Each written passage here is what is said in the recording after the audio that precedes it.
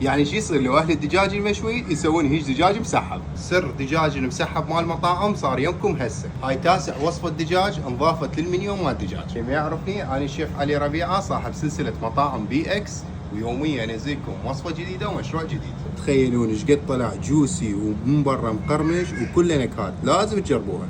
تعالوا أعلمكم شلون تسوون أطيب دجاج مسحب مثل المطاعم اللبنانية والسورية والتركية. جبت دجاج فريش ولازم عندكم سكينة حادة كلش، وسووا نفس الخطوات اللي أنا دا أسويها. تفتحوها شوية من النص وشوية من شوية تجردون القفص الصدري مال الدجاجة. بعد ما نشيل عظم الصدر نبدي بالفخذ نسحب العظم مالته، والفخذ يكون أسهل من الصدر، بس خط واحد مثل ما أنا دا أسوي ويطلع العظم مال الفخذ. وإذا ما تعرفون وتسحبون الدجاجة فدقوها شوية بشاكوش مال الستيك، هذا اللي ينعمون بيه الستيك والسكالوب، دقوها زين الفخذ والصدر وعادي تبلوها. أنا بعد ما سحبت العظم من الفخاذ راح أقصقص الجناحين الأطراف مالتها وأقص الدجاج بالنص ونحضر التتبيلة مالتها نفس التتبيلة مال الأجنحة مال الفيديو السابق. والبهارات هي بابريكا خشنة وبابريكا مدخنة، ثوم وزنجبيل وبصل وهيل وأوريغانو وملح وليمون دوزي وفصين ثوم مهروسات وخاشوقة لبن وخاشوقة معجون وكوب صغير زيت، ونخلطها كل زين وبعدين نحطها على الدجاجة.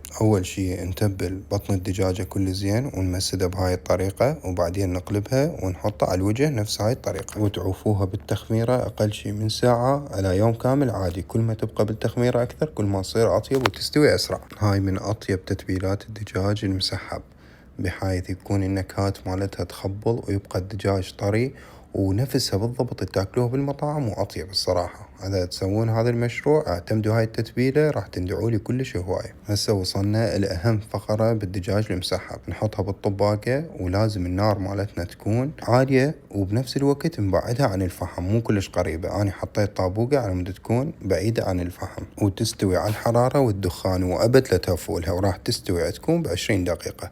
كل 5 دقائق تقلبوها، كل 5 دقائق تقلبوها. وهاي كانت وصفتي لكم لليوم، دجاج مسحب مال مطاعم.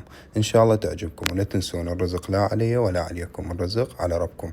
وكتبوا لي بالكومنتات شو تحبون أسويكم وصفات جديدة، واللي ما شايف فيديوهاتي القديمة روح شوفها لان فاتتك هواية.